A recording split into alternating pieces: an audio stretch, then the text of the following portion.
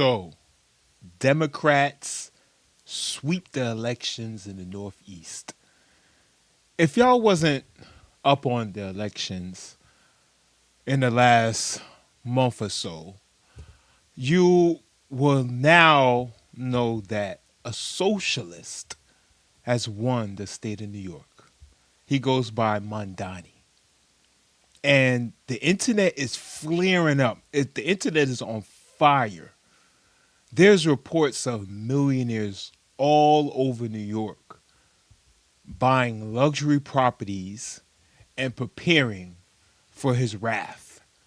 Meanwhile, in New Jersey, we also got a new mayor, a woman that wants kids to learn trans education in school.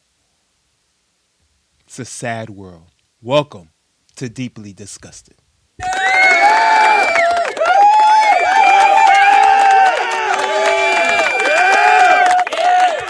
Let's get to this chaos. First, the hot topic of the hour, Democrats sweep major elections across the country last night, including in New York City's mayoral race and the governor's races in Virginia and New Jersey. Fox Business's Darren Botelho is live this morning in Washington with what comes next. Darren.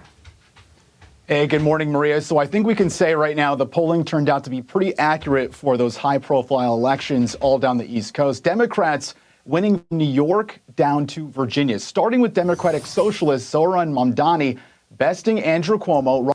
I didn't even know Virginia won a Democratic governor or mayor. I think it was governor. That's crazy. In Virginia, that's one of the most Commonwealth states, the most strictest laws. Listen, you go to Virginia, you have a taillight out, and you're going to have police surrounding your car. That is a police state, a conservative Republican state, and it was just won by a Democrat. Meanwhile, in New York, our Republican candidate, I don't know how to pronounce his name, Silo, something like that. Well, the guy right there in the red hat on that has, it's not even a hat. I don't even know what that is, like an army hat. He has 7.1% of the vote.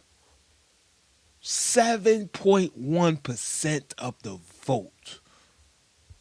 I honestly don't blame the New Yorkers for this one because this guy been trying to be the mayor of New York since I was a little kid. And they never voted him in. Something about some people, they just have bad energy. Like, they just have something about them. It's not even about their talking points. It's something about them. People just don't like. And I don't know what it is. But yeah, MAMDANI won. Running on his platform of tax the rich and free public transit. Over the river to New Jersey now, Democrat Mikey Sherrill, a former Navy. That right there sounds like a lie. You're going to tax the rich in the biggest city in the world, the financial epicenter of the world, the most. New York is literally the most capitalistic city in the world. It has more millionaires and billionaires in such a small concentration of them. They have one of the most millionaires and billionaires live in New York. Most of them. And you want to tax them? During COVID, hundreds of thousands of them left. They went to Florida, North Carolina, and Texas. And now it's about to be another exodus.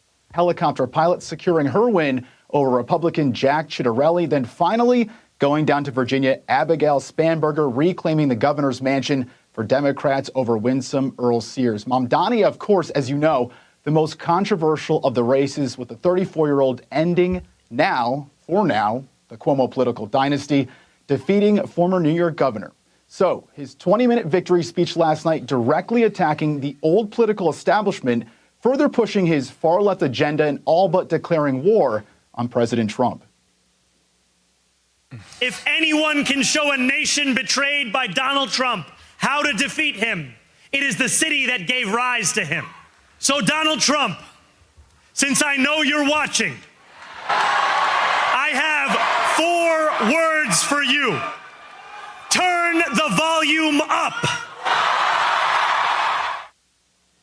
And MAMDANI, who's been facing questions over his What? What is going on here?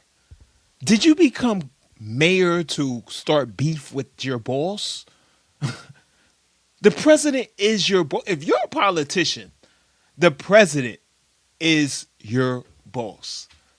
That's your main agenda, is to start beef with your boss, not help the people. You know, your speech is not about, you know, helping the people, you know, laying down your policies, but your first talking point is to talk shit to the sitting president. This is the only Democratic playbook. Just tell the people a whole bunch of lies and dreams and hopes, steal all their money with a whole bunch of nonprofits, and now start beef with Trump. That's it. police stances and accusations of anti-Semitism, won the race pretty decisively, with that race being called, Maria, only 40 minutes after the polls closed at 9 p.m. Maria? Yeah, it was fast, Darren. Thanks very much. Darren Botelho joining us this morning. Your reaction. Emily, Adam, what does that mean? Well, turn the volume up. That was the strangest thing I think I've ever heard, because it makes no sense. I don't know what he was referring to. I tell you what does make sense. Here in New Thank you. It makes absolutely no sense. We talk about somebody that never been this high in government before, and their first move is to start middle school, high school beef with the president. New York, 1% of the population pays 48% of the income tax. Capital goes where it's treated best. If he is going to pay for all these handouts by taxing the wealthy, people are going to leave. And it wouldn't take a lot to completely upset the balance of payments here in New York City, because, again, 1%. You antagonize a quarter of that 1%, and it all implodes. You know, before the election, we were talking about really how much power the mayor of New York really has to implement these things. Jeffries this morning on Wall Street out with a report telling their clients a couple of the things that he actually could do. Mamdani's proposals within mayoral authority include a broad latitude to advance policies affecting property owners and renewable energy and immigration, intensifying enforcement of housing codes, accelerating city fleet electrification, enforcing sanctuary protections. Relies on the mayor's ability to issue executive orders. Emily. Well, Mamdani's policies ultimately will fail if he's able to implement them. That already might be a failure there. But we know socialist policies fail no matter if he's able to implement them or not. And I want to point out that today, November 5th, feels dramatically different. I would just like to say our hair looks beautiful.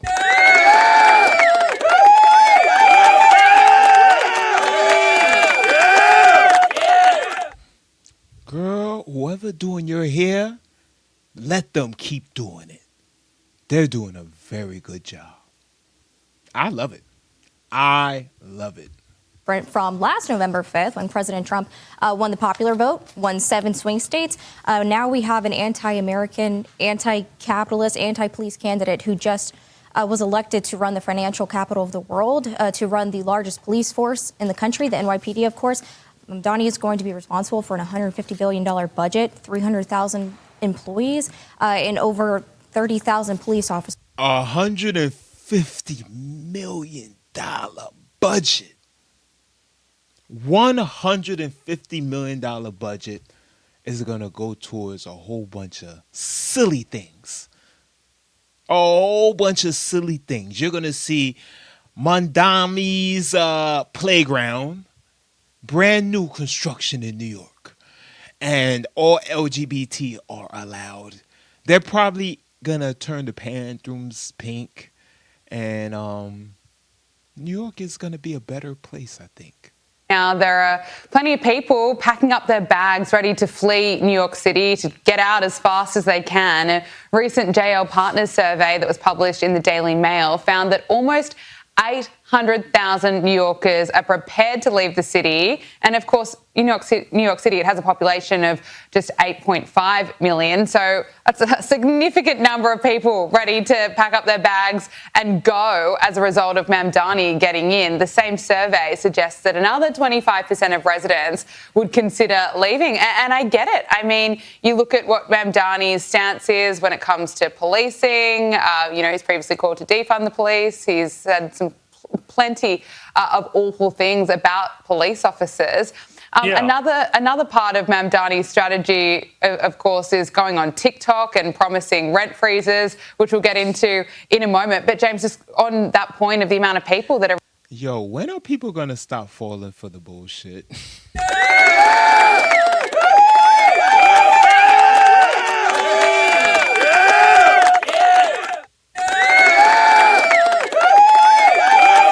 When are y'all gonna stop falling for the bullshit? You know this man ain't gonna freeze no rent. You think he gonna come and all of a sudden you don't have to pay rent no more? All of a sudden your landlords are not capitalists no more. They didn't work hard to get their property, and they have this agreement with the bank to pay the mortgage and also to get a little bit of profit off of what they worked hard for. What, you think people want to buy extra property besides the property they live in and just have people just go there and just live in it for free? They just want to live in it for free? No, the landlords don't want that. They don't have time for that. They're in the property business to make money. You want a place to live, it's only fair that you pay the rent. Ready to flee New York City. I mean, what are the consequences here? Well, I mean, the thing is, you're not going to see 800,000 New Yorkers flee, at least certainly not right away. But it's almost doesn't matter that number. Shit. Tell that to the ones that fled during COVID. Tell that to the ones that fled during COVID. New York lost billionaires during COVID. They lost billionaires during COVID. A lot of them. Millionaires, billionaires. People that wasn't even into the millions. They probably had 2-3 million, and they probably was like, yo, I'm out of here. What really matters, the New York City tax base is very, very steeply progressive. And if you just start to get a small number of those billionaires at the top end of the economic ladder start to say, well, no, we're going to go to Connecticut or New Jersey or Florida or Texas or some other place. I mean, I saw another story that said a lot of financial firms were looking at Texas as a potential destination to move their headquarters to. Now, these are the people who pay the taxes, all right? The way it works in America is that you have federal, state, and city income taxes. Now, this makes for a very competitive tax environment in the United States. It's not like Australia. So, a high tax jurisdiction that doesn't provide good services, and where, as I can tell you, and I can tell you exactly what's going to happen, because I saw this happen under previous administrations. David Dinkins in the 90s, de Blasio 10 years ago. The place falls apart. Exactly. He said the biggest key point that y'all missed. It's one of the highest tax places that do not provide the best of services. And that's New York. That's why New York millionaires and billionaires could contemplate, wait a minute. I understand it's high tax because this is New York. We have beautiful, big, giant buildings. We have a lot of things to do. It's a lot of activities in New York. Because, you got the Broadway shows. New York has a lot of activities going on. And you have a good view if you like looking at bricks all day. But when you're talking about a comparison to, let's say, places like Texas where the tax base may not be as high, or Florida where The taxes are not as high, but in Miami, you may pay some high taxes, but you got one hell of some services. You got the police protect you from those criminals. You go to parts of Brickell and stuff, you don't see no. You see dudes outside, they living freely with their big chains on. They got their Rolls Royces. They got, you don't really see carjacking going on. You don't see people getting robbed left and right. So that is a service that millionaires and billionaires appreciate, because you could be a billionaire and come down your high rise and just walk around the block with your little tiny chihuahua, and you don't have to worry about somebody hitting you upside the head like you will in New York. Trash collection goes to hell. The police go to hell. Crime goes up. Taxes go up. It's not a pleasant place to live. And people who have options, they go. And people who have businesses take their businesses and they take their best workers with them. And they're all taxpayers. So the tax base shrinks. And so suddenly, you wind up in a position like New York City did in the 1970s, when it essentially went bankrupt and had to be bailed out because, it was so poorly managed. This is the direction New York City is going again. It's interesting. I agree. And you know what? All I'm going to say is the voters just have to deal with it. This is a lesson that they have to learn again and again and again. How many times are you going to learn? You keep voting these Democrats in, and they fill your head up with a whole bunch of dreams and no policies. And you praise them. And you praise them. A wise man once told me that a slave that loves his slave owner is not only a slave, but an idiot. Interesting. Hedge fund titan Cliff Asness is warning that this rent freeze that MAMDANI is promising would be a hydrogen bomb for the local real estate market. He spoke to the New York Post, saying that rent control is one of the few issues almost all economists agree destroys the city. Look, Donald Trump has also been posting about MAMDANI. He wrote, if communist candidates around MAMDANI wins the election for mayor of New York City, it's highly unlikely that I will be contributing federal funds other than the very minimum as required to my beloved first home, because of the fact that as a communist, this once great city has zero chance of success or even survival. It can only get worse with a communist at the helm, and I don't want to send, as president, good money after bad. It is my obligation to run the nation, and it is my strong conviction that New York City will be a complete and total economic and social disaster should MAMDANI win. Now, we know that Donald Trump can often be over the top. He makes a lot of big statements. Is he being over the top here? I would think so. And thank you for your attention to this matter, by the way. But no, look, I don't think he is. I mean, No, I agree. Whether you diagnose it as communist, strictly speaking, well, maybe that's, too far. The problem, though, is that when Trump intervenes in an election like that, which is, in a population that, let's just say they're not the biggest fans of Donald Trump in New York City. What? Yeah, I know. It's a big surprise to you again. But yeah, no, it's. They used to be a big fan of him.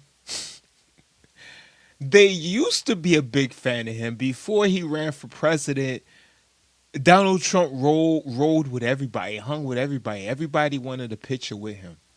Everybody was cool with him. He was in everybody rap songs. Yo, I'm stunting like Donald Trump. Hey, yo, I'm stunting like Donald Trump. It used to be, all the rappers used to be on his DICK. Now, he's the most evil person on the planet. This is a man that walked around with models, whether they was African, American, if that's what you want to call them, real African, or Caucasian, or Indian, or whatever. He had the baddest shorties in the game at one point. He helped everybody out. He invested in New York before he was even a politician. He did so much for New York. And now, New York turned against him. I'm just glad Tyson didn't turn against him because he helped Tyson through the most hardest time in his life. When everybody else turned their back on Tyson, Donald Trump was right beside Mike Tyson to help him through. And that's why you should never trust people. Never, ever. So 50 Cent said in a quote, he told the New Yorkers that New York is over now that Zoran Mandani is the mayor. And guess what Zoran Mandani said? Guess what Zoran Mandani said to 50 Cent? Shut your black ass up. Zoran Mandani said to 50 Cent, after he said, oh my gosh, New York is over. This daggone Muslim gonna destroy us. He comes in smiling. He's a hustler. He was just a rapper in Africa not that long ago, rapping in Nigeria. Now, he has all these policies, all type of socialist policies, and he wants to destroy us. 50 Cent is heated. You know when 50 Cent start trolling, things start getting good. And Zoran Mandani says, shut your black ass up, you black mother. Nah, he didn't say that, but it sounds good, though. But he told 50 Cent to shut the hell up. Shut up. Go back to rapping. Matter of fact, go back to making them corny series that you got with stars. I hope they cancel all of them. Zoran Mandani probably like, you know what? I'm the mayor now. If you want to make a movie in my city, you're going to have to pay triple. You're going to have to pay triple. If I'm 50 Cent, I'll shut up. I'll shut up because one thing you don't want to do is mess with the mayor who you need permits on to do certain scenes in certain areas of New York. You want to do a scene next to the Empire State Building, guess what? Zoran Mandani gonna be standing right there like, 50 Cent, what you want to do now? 50 Cent, what you want to do? You want to do what? You want to make a scene here? You know I'm the mayor, right? Didn't I tell you to shut up? Didn't I tell you to shut up, 50? So this is a video that proves my theory. And my theory has been proven over and over again. That red states, the states that y'all call racist, the states that have all the racist people, all of y'all want to run there when your Democrats fail you. You run. You run to the racist people. I don't know why. I don't know why. I'm so confused. You know, you got these neighborhoods that, you know, we're prospering. You know, we don't have no LGBT in our school. Everybody's living good. And then as soon as a Democratic city gets somebody that they vote for and they did the wrong vote again, now we have all y'all Negroes coming to destroy our neighborhood. Coming to destroy our neighborhood. Well, don't. Stay in the city that you voted for your Democratic mayor or your Democratic governor. Stay there. But the red states are anticipating an influx of New Yorkers coming to their states, and the Texas governor, Greg Abbott, has threatened to slap a 100% tariff on any MAMDANI refugees. He tweeted, after the polls close tomorrow night, I will impose a 100% tariff on anyone moving to Texas from New York City. New York Post took this seriously. I'm sure he's joking. But states like Texas and Florida are going to be the beneficiaries of this exodus out of New York. Oh, for sure. I mean, there's just no doubt about that. We've discussed before, Rita, that, you know, in the US, the federal system is one of the great geniuses of it is that it makes it very easy to move around the US, different states, looking for work, looking for cheaper housing, looking for better standard or quality of living, looking for places with less crime and so on. It's very easy to do in the US in a way that it isn't in most other countries. When Governor Abbott said that, I mean, I take it with a pinch of salt, but there's a serious point, by the way, behind that, which is when there have been exoduses of people from, for instance, progressive states, liberal states like California in the past. Just say it, states that suck, states that has all the LGBT ABC, and states that want reparations. Just say it, man. Don't be scared. You see a phenomenon that occurs in other countries too, but it's very stark in America, where people end up leaving a place where the policies they have effectively voted for most of their lives come into effect, make their lives worse. And then some people who can flee to a place that has more conservative politics, but they bring their liberal politics with them. Thank you. Thank you. Stop voting wrong and then coming into our conservative neighborhoods with your baby mama drama, your baby mama kids, and your ugly black ass, or your ugly white ass, or your green ass, whatever color you are. I don't care if you got green hair, blue hair, or purple hair. Stay where you are. We don't want you here. We make it our point. We focus on who we vote for. We're focusing on trying to stay conservative in our city because we are truly conservative. We truly don't want any handouts from the government.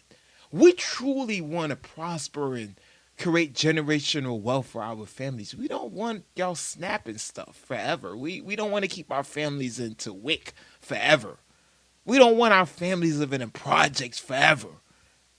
We want to be prosperous. We want good schools. We want schools that teach science, math, financial education. We don't want LGBT, lessons in there. We don't want, what to cut off on a kid lessons. Like, should we cut off the long part or the short part? Like, no, we don't want none of that. We just want to live in peace and stay away from y'all. The whole reason why we live in our red states is to stay away from y'all. Stop following us. You can see that, and you can see that in Texas, where many people from California fled California. They go to places like Austin, Texas, and they keep voting Democrat. So it's I can understand Governor Abbott's slight wry comment there. Yes, because as they start influxing into Texas, their voting comes with them. So they're leaving the chaos they voted for. They come to a state where certain cities, they've been, voting in conservative for years and years and years. And then all of a sudden, you'll see like, dang, wait a minute. It's never been a Democrat in that area. How did a Democrat won? Then you start looking at the numbers like, wait a minute. All these people moved from New York, New Jersey, Connecticut. All these Democrats came down here to interrupt our voting process? What is going on? Oh, and plenty of Texans feel the same way. You look at Austin with the influx of Californians and New Yorkers. It's unlike the rest of Texas. You've got a lot of the same issues that you see in New York and San Francisco. But let's hear from a New York woman about what issues really matter to her and will determine how she votes. It gives you a clue into why MAMDANI is doing so well. Is it okay that our neighbors are getting taken off the streets by ICE? Is it okay that gender-affirming care is being taken from young people who really need it to survive? Is it okay that the Supreme Court has now justified racial profiling? That's not how I want to treat my neighbor. Now, Doug. Oh, see? Y'all out here want to follow these white women who live in beautiful big houses in the suburbs, and they are bored. They are bored. They just want something to fight for. White women have been trying for so long to separate themselves and get power from the white man. So bad that y'all following them. This lady said kids need gender affirmation to survive. What kid needs that to survive? Do your kids need that to survive? Oh, they not focusing on learning in school. They're not focusing on, other things that kids focus on, like stay away from peer pressure, try to, learn something and, hopefully become successful and pass your SATs. Like there's so much things to focus on as a kid. There's so much. I know when I was a child, especially going from middle school to high school, it was a big transition. Like it's so much to focus on. That's when you have to start thinking about like your future, But I never, not once, or during my time growing up, I never heard a kid saying that he has to change his or her sex to survive. That was not even in the English language during my time. Now all of a sudden, it's survival. Some may characterise that woman as an awful, that's an affluent white female leftist, and that is a powerful voting bloc. They're among MAMDANI's most committed supporter base, and They vote to keep illegal immigrants in your cities while they live in Hoboken, New Jersey. You got a whole bunch of conservative white women. They're conservative at heart, but their brains are jacked up. Their brains are jacked up because they're trying so hard to get this feminist white woman power that they can't even think straight. Their husbands may be conservative and they're fighting so hard to be the opposite of their husbands. They just want their own identity, even if they don't believe it. Even if they don't believe it, and you know who follows them? The black woman, the brown woman. They follow them, They follow the white woman with the weave, they get all the European weave in their head, They get all the European weave in their head, so now they looking like the white woman. They get all these surgeries to make their nose slimmer. They don't want that big old hippopotamus nose. They don't want those soup cooler lips like this. They want some little tiny lips like this. Kiss me. They do everything to even change into a white woman. Meanwhile, a white woman is just being a white woman. Thank y'all for watching. Like and subscribe. Like and subscribe and catch me on the next show. And we're going to keep up with this Zoran Mondani thing. And we're going to try to link it more to a lot of craziness that's going to go on in New York. Shout out to 50 Cent, man. Yo, Zoran, he didn't mean it, man. He didn't mean to tell you to shut up, man. He didn't mean to tell you to shut up. He just meant to tell you to be quiet. Thank you for